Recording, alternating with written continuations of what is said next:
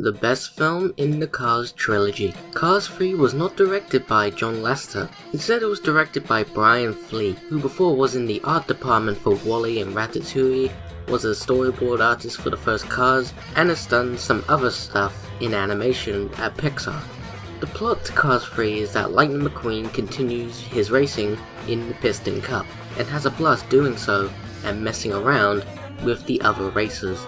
Until one day a new rookie shows up and beats McQueen named Jackson Storm, played by Armie Hammer.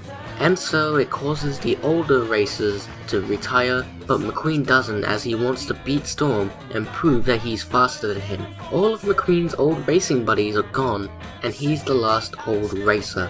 McQueen pushes himself to be in first and faster, but in doing so causes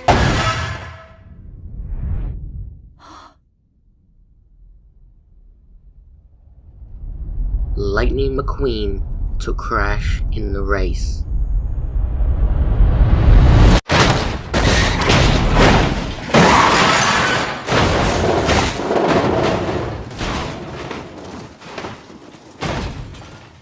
Four months later, we see McQueen without his colours and thinking about what to do, and recites the dog's days as a racer, and also flashback moments when they talk to each other. Sally convinces McQueen to try one more race and gets invited to the new Rusty's HQ for training, where he meets his trainer named Cruz Ramirez, played by Castella Alonso. McQueen fails training in the HQ and gets offered to train outside with Cruz, and has to train really hard in order to beat Storm.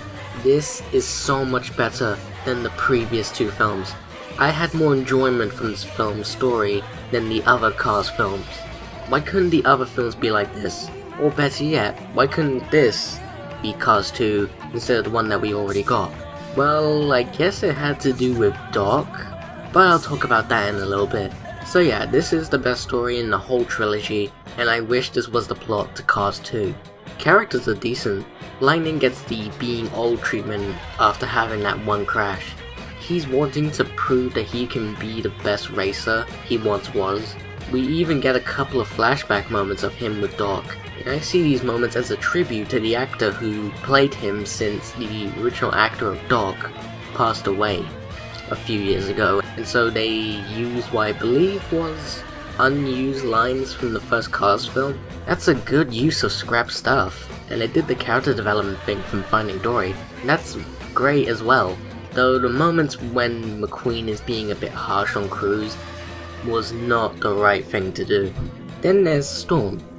Yeah, he's a douchebag as well, like Chick Hicks and Francesco, but he's least awful as one. He actually says a little bit of nice things, but doesn't seem too much of a douchebag. Though these high-tech racers are really pushing it to show how they are cool and stuff, and that isn't the best thing to do. Cruz is a decent character. She's a trainer, and she has some personality. She's funny. She even has a backstory of watching McQueen's races, and even attempted to be a racer herself, but was too scared to do so. She even steals the show sometimes with what kind of character she is and what she does. The other characters, like the ones in Radiator Springs, don't get much focus since they aren't in the film that much, especially Mater, though he does have some funny moments here and there, but it is the pretty standard jokes you could expect from him. Sally gives McQueen the determination to continue racing, and I like it when characters do that, and these characters never overstay their welcome, which is a good thing. And then we have the new characters. First off, we have Mr. Sterling, who is a fan of McQueen and was the one who bought Rusty's in the first place for the training HQ. He seems fine at first, but later on he only cares to brand McQueen, to have him as a sellout, and that isn't okay. I don't like these kind of business characters just so they could make a character a sellout. It really needs to stop at some point. Then there's the Thunder Hollow characters, who are like the dirt track racers, and yeah, that's fine. It doesn't do too much to the story other than for Cruz to win her first race, I guess.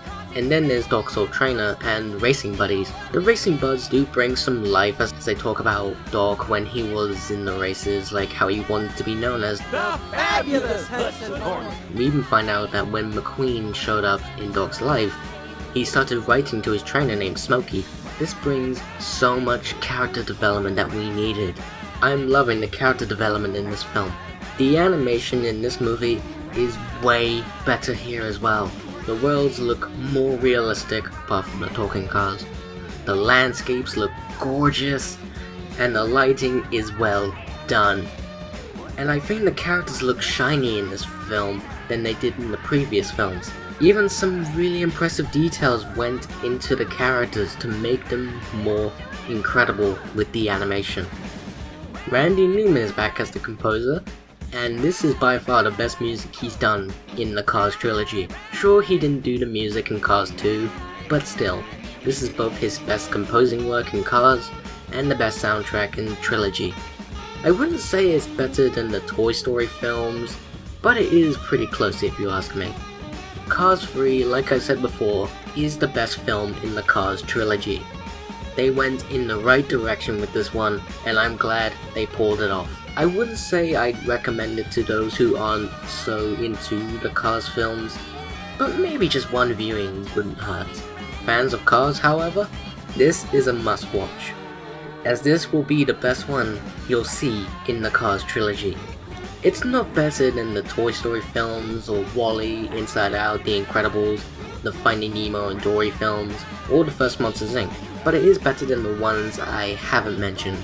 A pickup for Cars fans, but a one-time viewing for those who aren't so sure.